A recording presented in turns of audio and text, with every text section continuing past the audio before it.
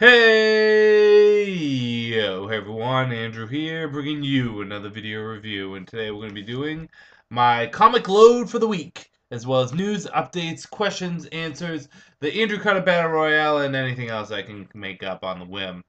It's a pretty big week for comics. A lot of non-DC in here, too. I want to say probably 40% of this is non-DC. Maybe that being gracious. Maybe 38% of it. Knock it down 2 points.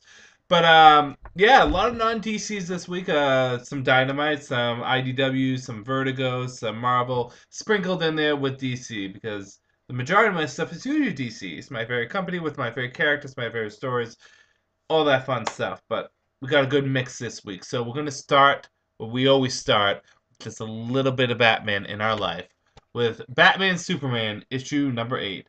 And while we're talking about Batman Superman issue number 8, we might as well talk about Huntress Power Girl World's Finest issue number 20. Why are we talking about these two together? Well, for those of you that really haven't been following either of these titles, this is going to be the big crossover between Power Girl and Huntress with Batman and Superman. Their first encounter, or the first contact, which is the title of the story itself. Now, some of you are saying, what's the big deal? It's Huntress and Power Girl, meaning Batman and Superman, whatever. The reason why it's a big deal is because, well, in the New 52, Huntress and Power Girl really haven't made themselves known to anyone, except for Mr. Terrific, who Power Girl dated for a short time, but he's also on Earth 2 now, so it really doesn't count.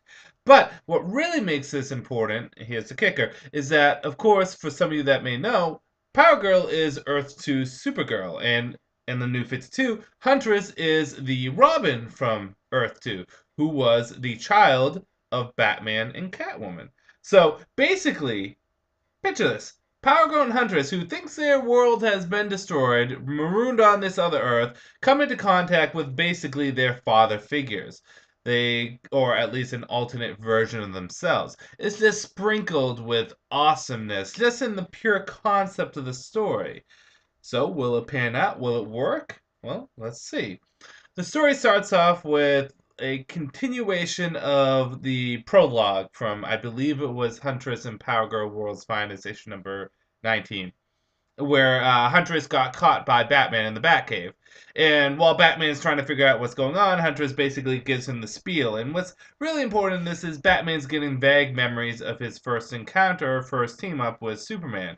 If you guys do remember, after the first story arc of Superman and Batman, where we get to learn the true origin of Batman and Superman's relationship, their memories were wiped. But we can see here that Batman remembers a bit of it. Whether or not he's going to get the full memory back, who knows? But I think it would be good if Batman and Superman did remember what happened. Anyways, while he's trying to figure out what this is going on, Huntress is basically spieling, hey, by the way, you in another Earth, screw with Catwoman, get married, and I'm the product of that. I was Robin, we were a team, it was awesome until Darkseid showed up and blew everything up and killed you guys. Or at least one of you guys sacrificed yourselves for the better of the universe. And she also brings up, oh, and by the way, my BFF, Power Girl, she's going around and she's losing control of her powers. And for those of you that don't know, that was kind of a run-on storyline with World's Finest for the past few issues. Power Girl has no control of her powers. So Batman basically says, well, suit up, let's go out and see what we can do. And she says, well, shouldn't you be calling Superman? And he said, nope, we'll handle this before we bring Superman in. He's kind of a hothead.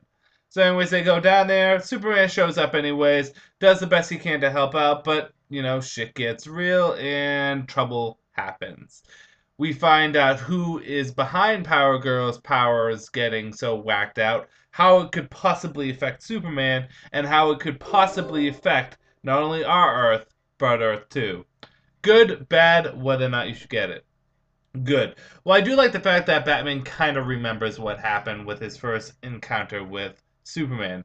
The art in Superman and Batman was really great. It was Jane Lee, but the art also in Power Girl and Huntress was good too.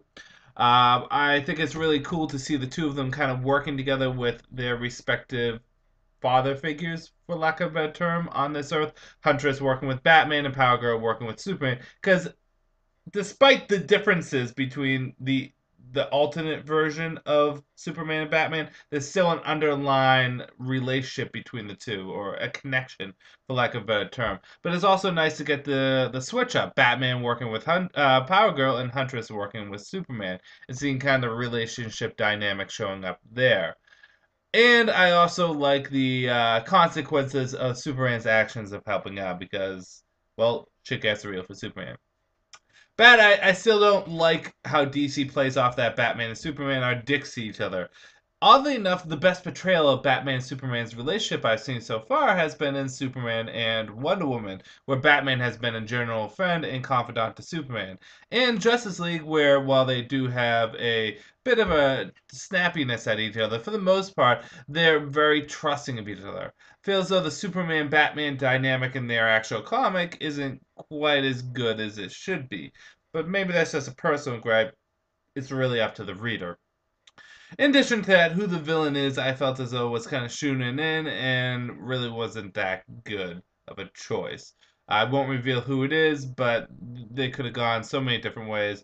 Let me tell you, one of the ways is Desaad would have been a great pick, but of course they didn't go with that. On the whole, the two of them together turns out to be a fun storyline. 4 out of 5. Moving on to Talon issue number 16. So this issue basically deals with Talon facing death. And Talon is really not quite on his game because, see, the concept is Talon is a master escape artist, but there's two things now make him not as good as an escape artist. One is he can't actually feel or have the sensation of when the lock clicks when he's unlocking something or when he has to get something in motion. Number two is he fears not dying now. If he died in a trap, shit, he died in a trap. I mean, he doesn't have to deal with it. But if he gets locked up in a trap at the bottom of the ocean, he can't die. He's basically zombified. He will sit there for the rest of eternity or until someone finds him many, many years later at the bottom of the ocean. That is scary shit, and that's why he's not performing the best of his ability. Oddly enough, he also has to take on Mr. Deathman, or Dr. Deathman, I think it's Mr. Deathman, if I do remember, while trying to get into one of Ra's al Ghul's little pet experiment places. Good, bad, whether or not you should get it. Good, although the title doesn't have James Talon anymore in his sense and writing style, it still was a pretty fun ride, and I do like the idea of Talon gripping with the fact that he is dead and he can't die, if that makes sense. He's undead. And I do like they're trying to address one of the hanging plot lines, which is how do we deal with the fact that this character can't die? Are we going to give him back his humanity? Are we going to give him back the ability to be human? That's a good one. And I like seeing Dr. Deathman, or Mr. Deathman. I always screw up his name. But he was actually a pretty fun cat in this. Bad, I don't know. I guess it just doesn't have the wonder or the sense of wonder that was in the Talon story beforehand. Maybe because James Talon did it as a Talion. James Talon did it as a start to finish kind of story. This will get a 3.5 out of 5. For me, it's enjoyable, but nothing that really brings anything great to the table. Moving on to Catwoman issue number 28, a Gothotopia crossover. Basically, Catwoman is struggling with the fact that she knows things are not the way that they should be seen, and that reality is being warped. But Catwoman is more eager to embrace that fact because, well, in the fake world, she's happy. So, out of all the crossover with Gothotopia, Catwoman's is the one where Catwoman is actually acting the most logical. Yeah, kind of crazy because Ann Nocenti really isn't that good at making Catwoman logical. So for a crossover in Gothotopia, and I'm just going to go into the good, the bad, and whether or not you should get it. It's actually, I think, of the crossovers, probably the most sound and best. Next to Batwing. Batwings, I think, was a good crossover too. And I think it shows a lot of layers and depth to Catwoman as a character. The fact that she rather accept this fake life than deal with her real one. On the flip side, it's I feel as though the crossovers with Gothotopia just aren't that interesting. They're not that fun, and they really don't I don't know, bring anything to the table. I don't want to sound negative, but I haven't been enjoying them like some of the other Batman crossovers, like Night of the Owls or the Joker crossovers, the Death of the Family ones. I'm not feeling this one. And the issues at some points has a dialogue that again are either too much of it or is just really not that interesting. In the very beginning, she's talking to some old lady, and I just don't give a shit. Um, Oddly enough, 3 out of 5. It was a decent issue. Moving on to Fantastic Four, issue number 1. So, when Marvel Now first released their new brand of Marvel Now and renumbered everything, Fantastic Four was one of the comics I was so pumped to pick up because I like Marvel's first family. I like the sci-fi, Jack Kirby-ness, kind of whimsical sense of wonder that comes with the comic. And the story arc that was set up was them kind of traveling for a year, although it would only be a couple minutes in the real world, and just kind of having this sci-fi adventure. It had all the makings of what I wanted from a Fantastic Four comic, and it had its ups and it's had its downs, and I felt as though it just didn't grip my attention that much. Lo and behold, James Robinson, one of my favorite writers, at least in the past few years, jumps ships over to Marvel, and he jumps ships onto a comic that I was really looking forward to, well, the comic that I at least had interest in previously, which was Fantastic Four. So I said, screw it, I'll give it another shot. So this picks up exactly where the last story arc left off, the last run left off, which sadly I didn't finish, so I guess I was kind of clueless on a few things, like Viera apparently living in Doctor Doom's country now because she's pissed off at her parents. Sure, whatever. And the Fantastic Four is kind of slowly falling apart. Oh, and they changed the costumes to red. Uh, but in this, we kind of James Robinson is like a butler right now. He's setting the table. He's putting all the utensils and all the different tools that you're going to need when you eat on the table. He's setting up the story. He's setting up the characters, where they are, and what they're doing, which is, I think, a high good in this because it does a very good job as opposed to the previous story arc as a start off. Right away, I was gripped into what was happening. I was interested in seeing what was going to happen with the characters. It starts off with a fight with Ping Fang Foon, and it gripped you right away. And all the characters I felt as though felt like themselves. Of course, they're going through these moral dilemmas that they're going to go through. Uh, Towards a third of the way of the book, I felt that I was losing my interest a little bit, in the overall story. But then, like when Johnny Storm goes to show up with his manager or whatever, but then it kind of picks up at the end. So you do have that. One bad is while the art is good, I don't care for the new look of the costumes, which is funny because red is my favorite color, and I think black goes well with everything. But I think we're just so used to the Fantastic Four wearing blue, white, black, or a combination of those. It's just odd to see them in red. It's like if they wore orange, it just doesn't feel right. And red is more of I don't want to say serious color, but it's a color that defines more, not aggression either. I don't know what I'm saying, but red sets a certain tone for a comic book and the characters. It's not quite as lighthearted or welcoming as blue or white are as colors. So it'll take some time for me to get used to the new colors, but putting those aside, I felt as though this was a solid start for the new Fantastic Four comic. Other than the small dip about a third of the way through, this gets a 4.5 out of 5, and enough to make me want to pick up the second issue. Moving on to Teen Titans issue number 28. So everyone's fighting for Bart's life. Bart's fighting for his life, and one of the Titans makes a hard choice to save Bart, or at least to be with Bart. I'll give you hints. It's Solstice. Good, bad, whether or not you should get it. Good, the art was really nice in this. I really thought Superboy in particular stood out very well. The fight scenes were, for the most part, were really good, and it again, it kind of harks back to the old Teen Titans, or at least Superboy stuff, where they would deal with stuff in the future sometimes. Bad as I'm really not liking where this is going for Bart as a character. Like, it's not even like Bart is like deep down inside a good person. Like deep down inside, they're painting him out to be a total asshole. A total fucking asshole. So I'm not liking what they're doing to Bart's character, and I felt as though they kind of been in the future a little too long. I'll give this a 2.5 out of 5.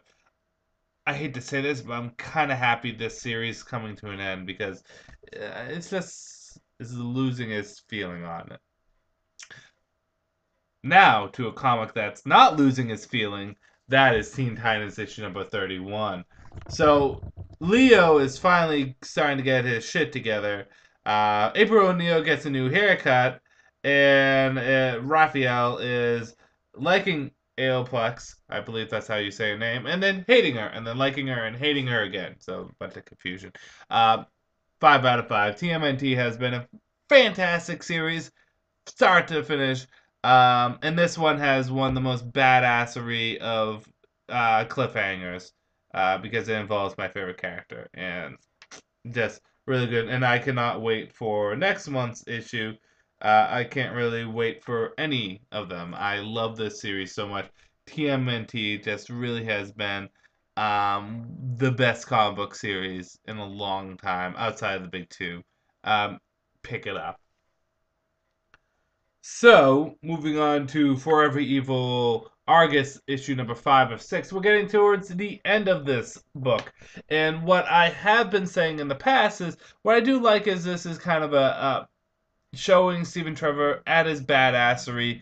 I really think they should make an Argus book. Argus is really DC's answer to S.H.I.E.L.D., kind of. Although a little bit different. And in this, Stephen Trevor comes to the conclusion the only way we're going to save the Justice League is Wonder Woman's lasso of truth. How does that work? Let me do the... Sorry, I accidentally hit the stop button. So, how does that work? Allow me to do the equation for you. The Justice League is trapped in Firestorm's body, inside the Firestorm's matrix. The lasso of truth has many properties to it. Healing properties, destructive properties. It can force people to tell the truth. It can compel people, but it can also break enchantment. Think of it as like a greater area dispel. It is like a D&D's, I don't know, Holy Avenger. It's a weapon that can dispel magic. But not just that, but it can dispel a lot of things. Wrap that motherfucking lasso of truth around Firestorm and start seeing him giving birth to the Justice League. And that's Stephen Trevor's plan. However, in a kind of a cool gang that Cheetah has, she's round up all the villains of the DC universe that are animal hybrids. Like Lion Mane. Remember him from, what's it called? Batwing. I almost said Black Bat. Batwing. So they brought him in there, along with some other Big Elephant Man, which I don't remember at all from the DC universe. And of course, Stephen Trevor has to work with Killer Frost for this one. Good, bad, whether or not you should get it. Again, Stephen Trevor. He's awesome. I want to see more of him. I thought the progression of the story was good, and I do like the fact that we're getting some exposure to Killer Frost, who, despite the fact that her costume looks horrible, we're actually getting some character development for a very underutilized villain. So that's good. Bad as there was a lot of convenienceness for this. For example, at one point, Killer Frost says, "Hey, shit, I need heat. My powers aren't working," because Killer Frost's powers are based off her heat. She needs to absorb people's heat and basically suck the heat out of them, killing them in order to stay alive. She's constantly thirsting for it or hungering for it. But Stephen Trevor says, "F you, here is a protein bar." And then she's locked up and she uses a protein bar to get, I mean, it works out too well. However, in saying that, we get one of the best, most badass moments from Stephen Trevor in this, when Killer Frost says, "Oh, I gotta eat," and she goes up to one of the villains to kill him, and she's like, "What, you're not gonna stop me?" He goes, Stephen Trevor says, "It's expendable," and she looks, "What kind of hero are you?" And he goes, "I'm not a hero. I'm this guy trying to save the world. They're expendable. Go to town." So, on a whole, this gets a 3.5 out of 5. Not as gripping as the previous issues, but I am pumped for the last one. Moving on to Wolverine issue number 2. So Wolverine has a nice little talk with the superior Spider-Man. We get a little bit more of his life with this new team, including whatever his name is, the bargainer, the dealer. I forget his name. I should really look it up right now because he's going to be a main character in this story. I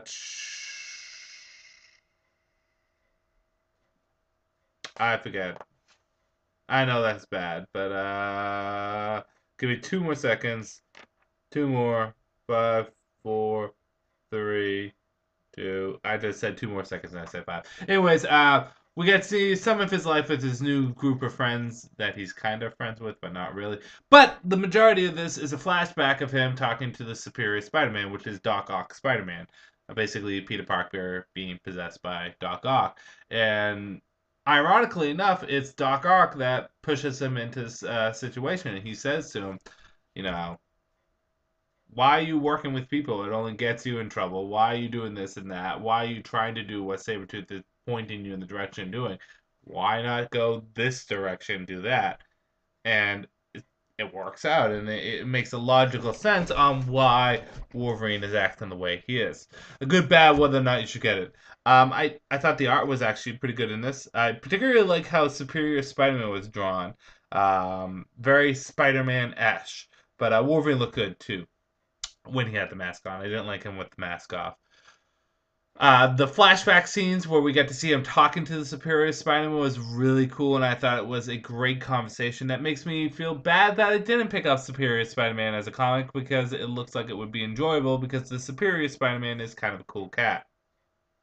And the pacing of the story was very well done. Bad, nothing. This was a much better issue than the previous one, and I thought it was pretty good. 5 out of 5. Pick it up.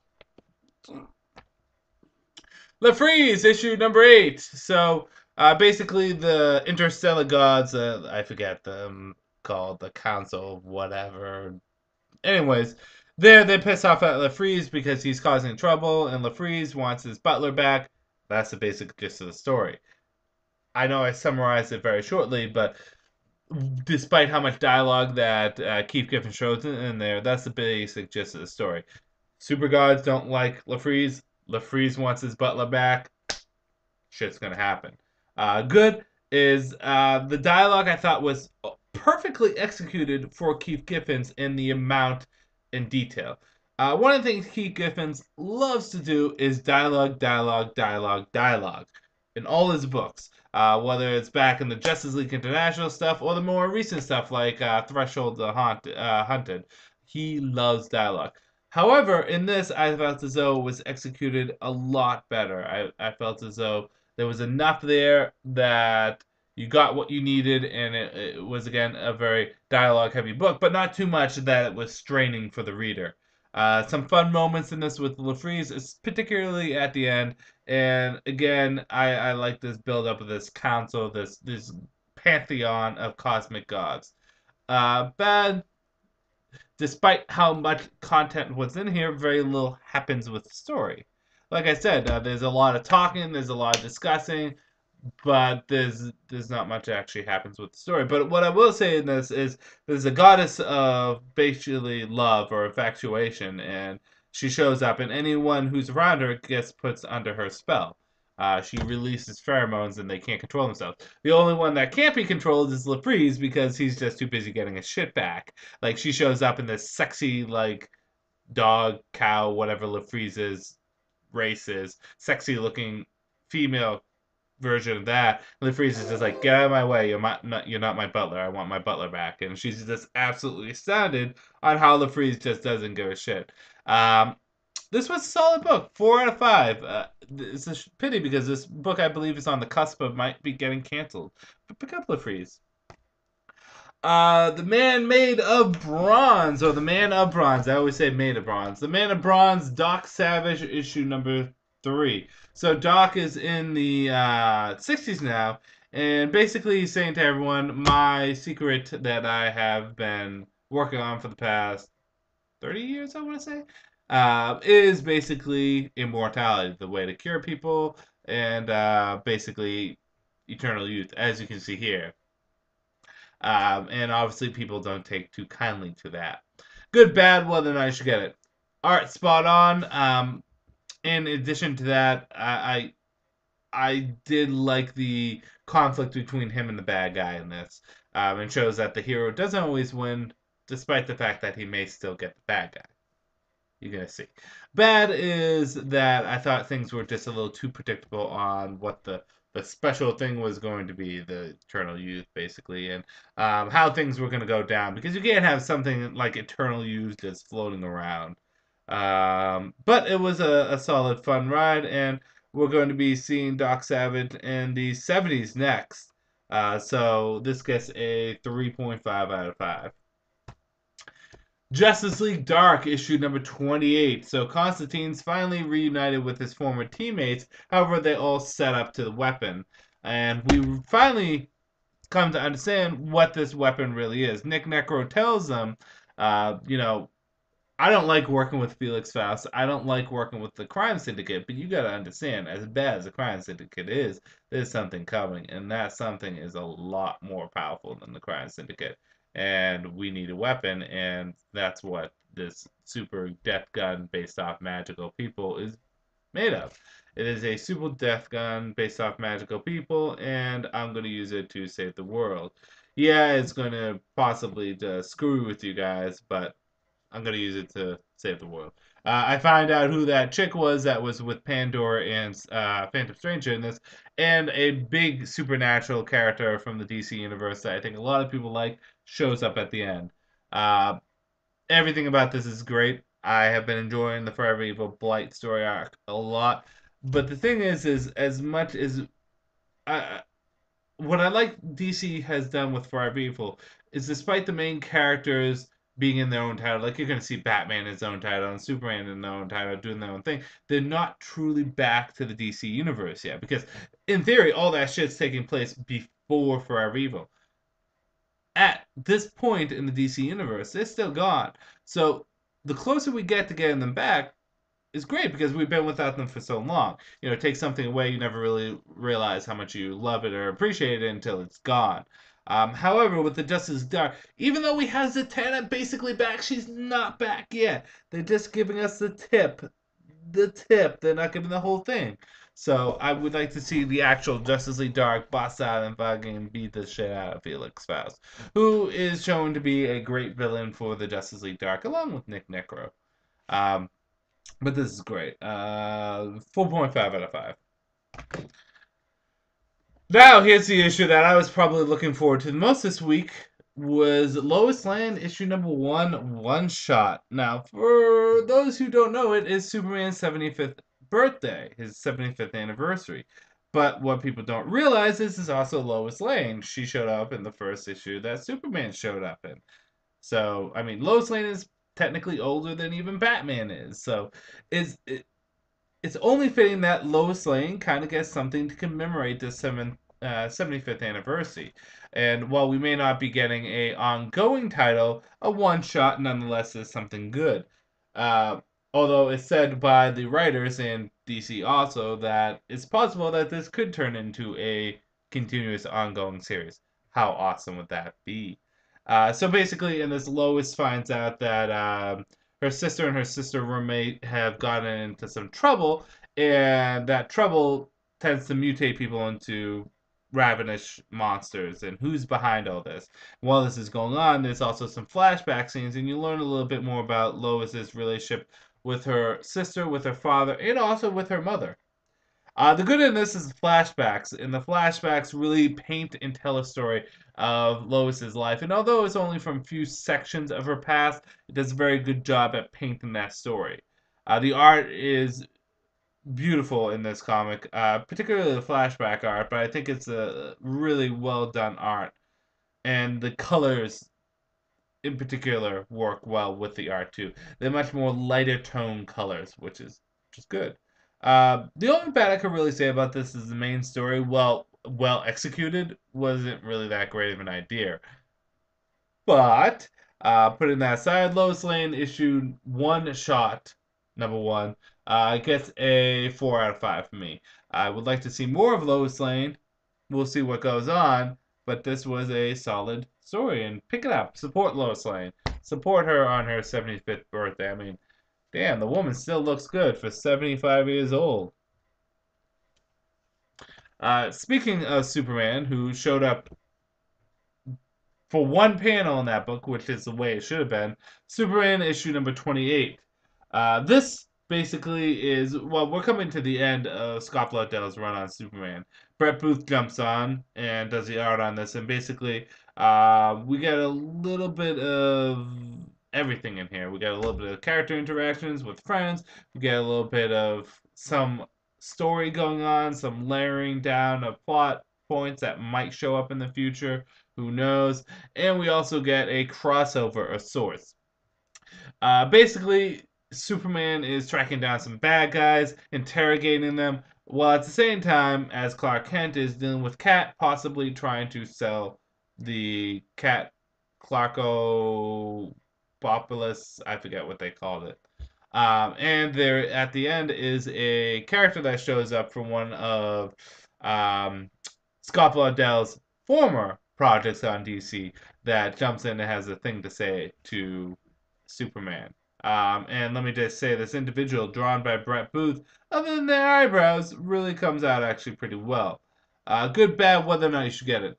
This is an excellent example of a comic that the sum of the parts are better than the whole of the material.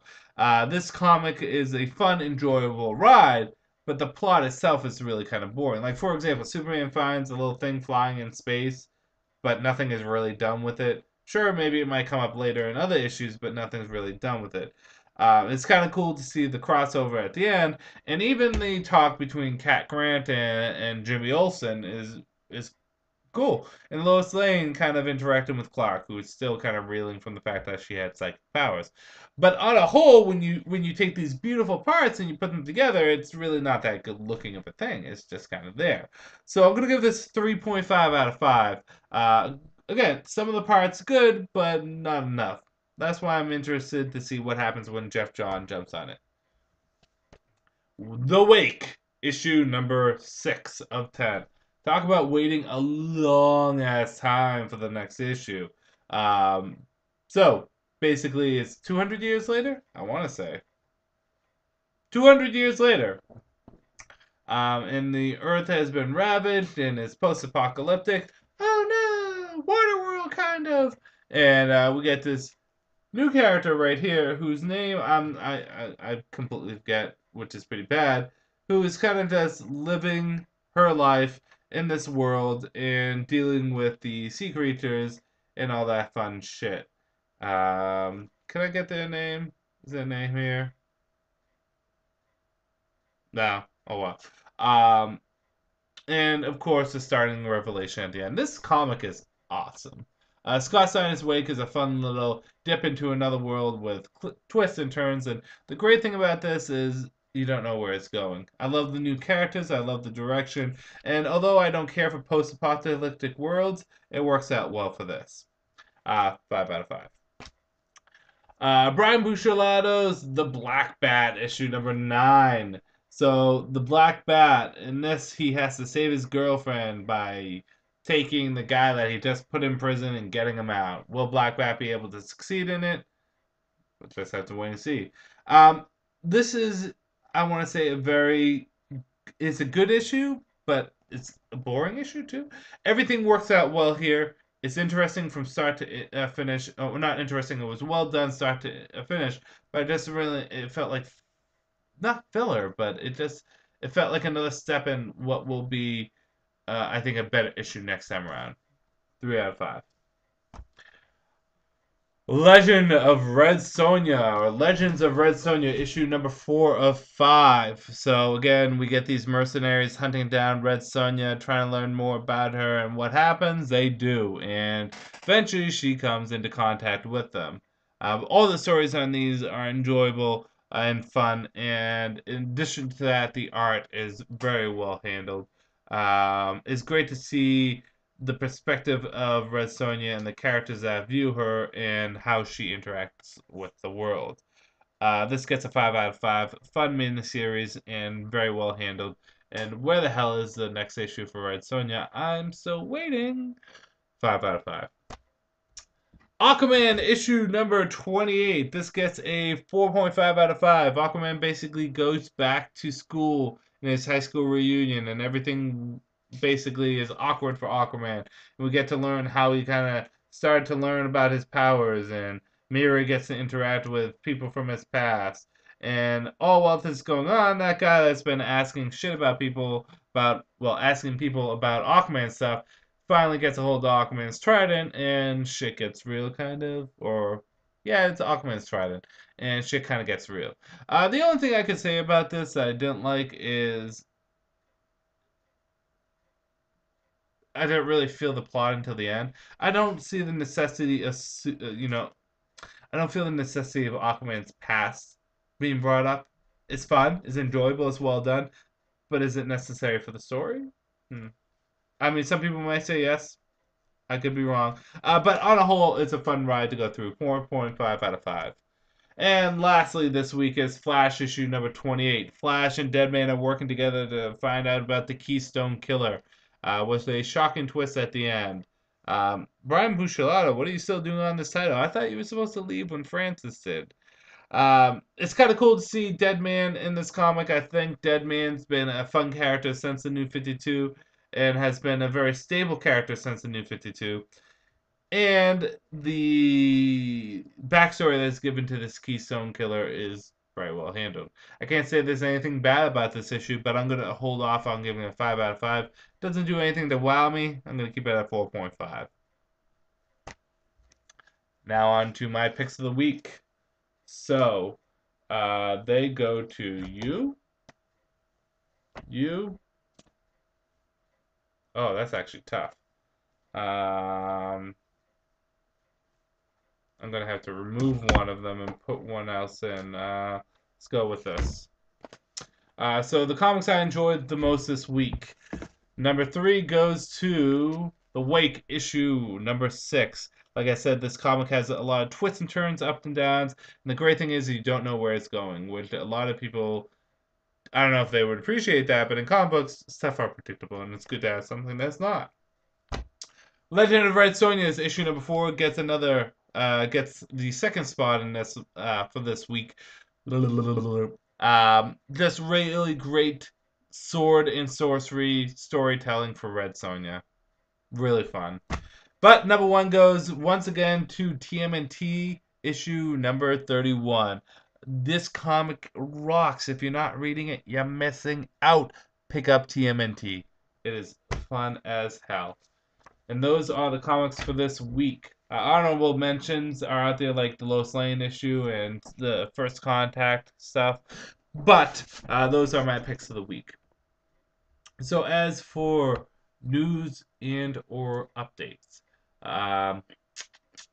video game wise, I am almost complete with my backlog of video games. Right now I'm still playing Bravely Default, but I finally beat Red Steel 2. So technically I have 2 Wii games left to play. That's Castlevania Judgment and to beat Punch-Out. And Punch-Out and Castlevania Judgment are very relaxing casual games, so I don't really have to worry about that shit. And then I'm playing Bravely Default, and after that I have to go into a few 3DS games. But I'm glad that I'm finally catching up with my backlog of games. My buddy and I are going to go out tonight and see possibly RoboCop. Hopefully, if everything goes well, and to hear back from him. I haven't heard from him in a bit, but yeah, we're possibly going to go see RoboCop. And I have just been so freaking tired this week. I'm the assistant manager at one of my branches, and my manager went away for 2 weeks, so I've been basically running the show the whole time, and boy, has it been stressful. But it's been good. So getting a little bit more experience under my belt when it comes down to that. Any news or updates on the comic book or video game front at all? Been listening to a lot of Kevin Smith lately. Been listening to a lot of his Smodcast. Kevin Smith is one of those characters that I don't really care what he's talking about. What he's talking about is always fucking interesting. I don't even understand why I'm just so gripped and enthused by what he's doing. I just am, and I enjoy it, and it's fun, and that's good. So, I have been watching a lot of those, and I've been trying to catch up with Arrow. I'm coming to the end of season 1, so we'll get into the end of that. And again, everyone, you should be seeing the Lego movie. Oh, I've been going on a bit of a Power Ranger fix. You can't really see it up there, but this area right here is where I keep my Power Ranger figures. Now at the bottom is the Megazord, all the non-Mighty Morphin Power Ranger figures, and those helmet displays, and plus the cards and the White Ranger figure from Megaforce. Up top of it, the second shelf, or the first shelf, but the middle section, is all the 2010 figures and the Power Morphin. And then on top of that is my tribute to Jason, which right now has just the SH figure arts, three of them, the one with the armored, and two without the armored. The 15th anniversary one, the Megaforce Jason Red Ranger, the 2010 Power Ranger Red Ranger. But I also just bought two of the original Mighty Morphin Power Ranger figures for Jason. I actually have one of them in package. If you could allow me to get up and walk over here for a second. I bought one to stay in package and one to get out of package. So here's the one that I'm keeping in package. But I just got a call from my parents, who I send all my packages to. I send them to their house because, to be honest, I just don't trust my apartment building when it comes down to getting stuff. But yeah, you can see my laundry back there. So I got some of those. I'm buying some of the older Jason figures. So I'm doing a little display of Jason, a tribute to Jason. Because Jason is my favorite Power Ranger and arguably the best. Screw Tommy. Nah, I like Tommy. I don't like Jason David Frank as much, but I like Tommy. I just don't like Tommy when he was the White Ranger. Or the Turbo Ranger. I liked him best when he was Zeo or Green. Anywho, on to the Andrewcutter Battle Royale. For those of you that don't know, basically every week I take two fictional combatants and pit them against each other, looking at their strengths, weaknesses, abilities, powers, and all that fun stuff, and see who would come out on top in a, I don't want to say death battle because that's basically copyrighted by a bunch of people. Anyway, anyone saw the death battle this week against Terminator and RoboCop? Really kind of cool. But no. This is just basically taking two fictional characters and put them together and seeing who I think would come out on top.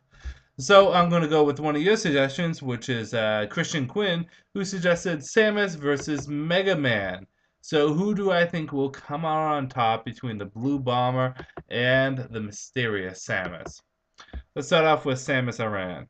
Samus Aran, who is one of Nintendo's biggest franchise, the Metroid franchise, is a bounty hunter who used to work for the Federation before going off on her own. Most notable is Samus's power suit, or her various suit, which has many different functions to it. Now, we're going to try to go through, we can't give them all their powers because Mega Man and Samus both have ridiculous amount of powers. But let's just take a look at some of the stuff that I would allow them in combat. Samus is known to have various different weapons in her power gun. The power shot, or the charge shot also, which is her basic range combat weapon. Missiles, super missiles, ice cannon, wave cannon, plasma cannon. In addition to that, she has different levels of her suit. She has a grav suit, she has a phazon suit, she has tons of them. I don't even want to go into them. I'm just going through the ones basically Metroid Prime, but there's also the ones in Metroid Prime 2, 3, Fusions, even the original series. Well, the original series only had really the various suit and the grass suit, or the original set of games. Samus can morph into the morph ball that gives her the ability to get into tight spaces, but is also faster as the morph ball on the ground, where she can do bombs and super bombs. She also has the double jump, which is the space boots, and the space jump, which is the ability to continuously go and jump. Basically, it's like an infinite jump, along with the screw attack. Samus's greatest advantage in this is her technical know-how and her ability to adapt to situations. Mega Man is a robot, and while Mega Man has a lot going for him, he doesn't quite have the ingenuity that Samus would have. Her experience would definitely outweigh Mega Man's, and that's what's going to give her the edge in this fight. However, looking at Mega Man, the Blue Bomber, the robot created by Dr. Light to take on Dr. Wily, Mega Man has various different weapons to his advantage. One of which is his standard normal power shot, similar to Samus's, which can charge up similar to Samus's, and can shoot at various different rates depending on if you're using the select button. A lot of Mega Man fans will know what I'm talking about.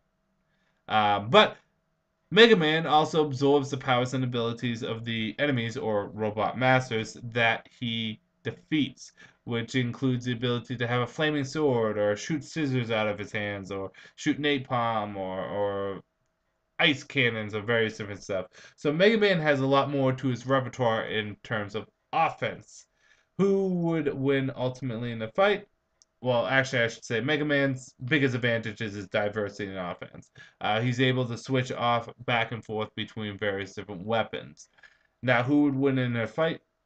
It's kind of tough because on paper you would go with Samus because Samus has a lot more balance to her. She's a lot more maneuverable. She's a lot smarter. However, Mega Man has more to his arsenal. He has a lot more offensive capability and the ability to switch back and forth between that. This is super tough, but I'm gonna give it to Samus. And I know a lot of people saying, "Well, that's because you like Samus more." Actually, it has nothing to do with that. Samus just has a little bit more diversity to her when it comes down to speed, strength, and defensive capabilities. Mega Man's an offensive powerhouse. There's no doubt about that. And the ability to get in and use a lot of his different upgrades, yeah, he can do those too. But Samus also has, the Morph Ball. She has super missiles. She has her grappling whip. She has a lot of different things, and I think again her ingenuity, her ability to outthink Mega Man will make her go out on top. So I give this victory to Samus. So if you have a suggestion for a death battle, copyright, an Andrewcutter battle royale. Yes, yes, yes, it's very similar. But if you have a idea for an Andrewcutter battle royale, please post down below. I would love to hear your thoughts, and we will obviously do them because I take your suggestions. Now on to the comments this week. And there's only a few. There's only a few. I think there's 7. So, Evil Mastermind Battle Royale suggestion: Smash Kirby versus Mega Man from his first game.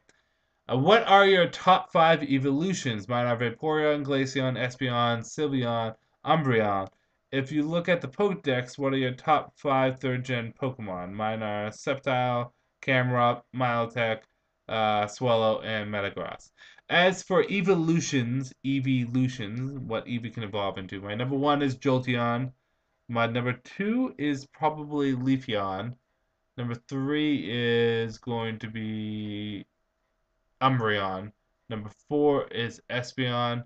Number 5 is, although he sucks, he's the worst evolution, Flareon.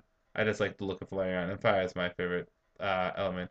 And you're right, I should really look at the 3rd gen Pokedex and answer this question. A lot of people have asked me. I'm pausing. Okay, so my top 5 of the 3rd gen Pokemon, which is the Hoendex. Number 5 goes to Gardevoir, the Psychic type. Number 4 goes to Flygon, the Dragon Ground type. Number 3 goes to Crawdon, Dark and Water Lobster, fish thing type. Number 2 goes to Breloom, the Fire Grass type. And number 1 goes to Swampert, the Water Starter. So there you go. Took my time and I looked at it. CMA C. Matt Bola. Hey Andrew, there's been talk of a new Batman suit for the movie will be revealed soon. I was wondering what you would like to see it look like. Personally, I would like to see more of a new 52-ish look to the suit, similar to how Superman's suit is more new 52 lookish. I think there was a leaked possible figure of Ben Affleck, with it having a big yellow emblem on it. I don't know if that's actually the case, but I would like a little bit more of a new 52-ish look. Nick Lenz. Hey, Andrew. 3 questions for you. First, what do you think of Power Ranger Megaforce is like the 21st version of Mighty Morphin Power Rangers? I'm a Power Ranger fan, like you. Second, do you think the new series in the next few months, blah, blah, blah. Who do you think will get a new series in the next few months in the new 52? Third, which previous Power Ranger would you like to see, and how up on the Power Ranger Super Mega Force? First of all, is Megaforce is kind of has a lot of traits similar to Mighty Morphin Power Rangers, from the big giant floating head in the wall. Gosei, and Zordon. And by the way, I just finished Megaforce and saw the first episode of Super Megaforce.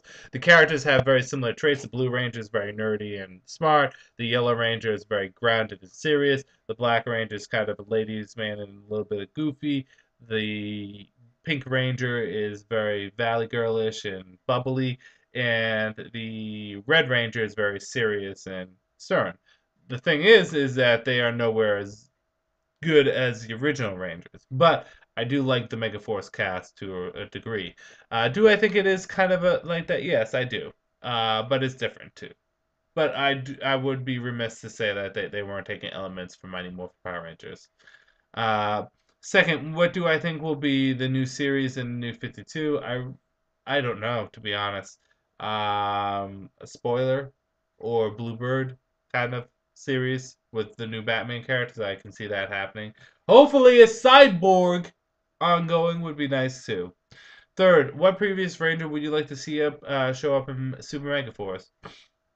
Honestly, of course, I would like to see Jason show up, come in and kick ass and take names. But I would also like to see a return of some of older characters too, some other characters.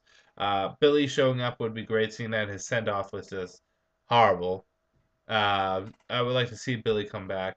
Uh, but I would also like to see some of the Lightspeed Rescue cast. I know we're getting, the Pink and the Red Ranger back, but I like Lightspeed Rescue a lot. So it'd be kind of cool to see them come back. But number one would be Jason. Number two would be Billy. Excuse me. Wade Wilson, who's your favorite superhero couple? Pre-New 52 and New 52. Also, RoboCop versus Terminator, Arnold Schwarzenegger, and Sam Fisher versus Solid Snake, pre-Metal Gear Solid 4. Take those into account, although RoboCop versus Terminator has been done in Death Battle. I don't want to copy them too much. Who's my favorite superhero couple, pre or New 52? I'm going to give you a rundown of some couples I liked. And this is just DC, because you're saying pre or New 52. Superman, Lois Lane, Batman, Catwoman, Batman, Silver St. Cloud,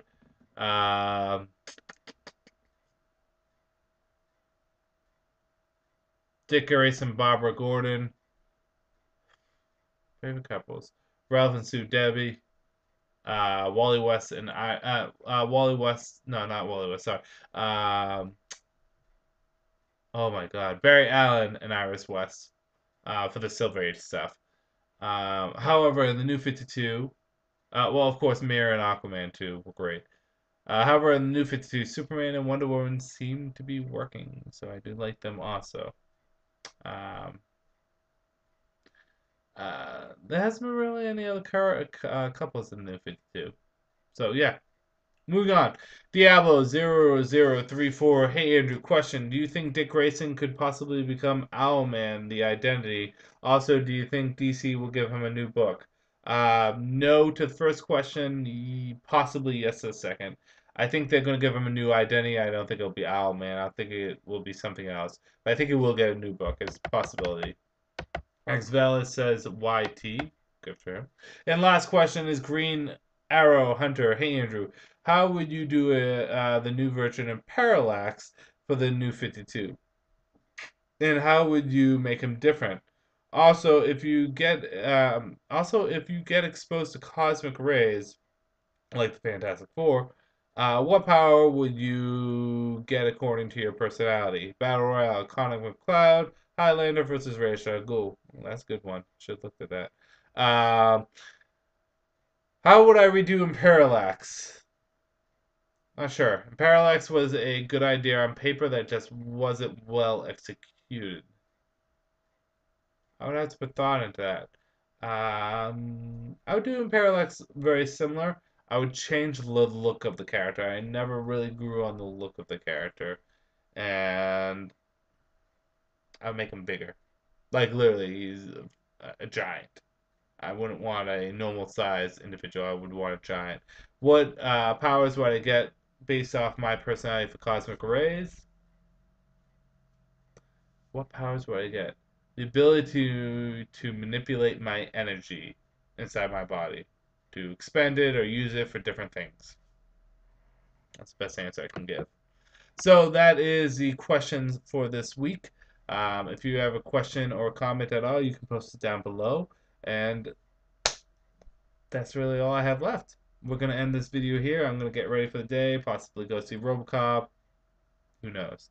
This is Andrew saying peace out for now.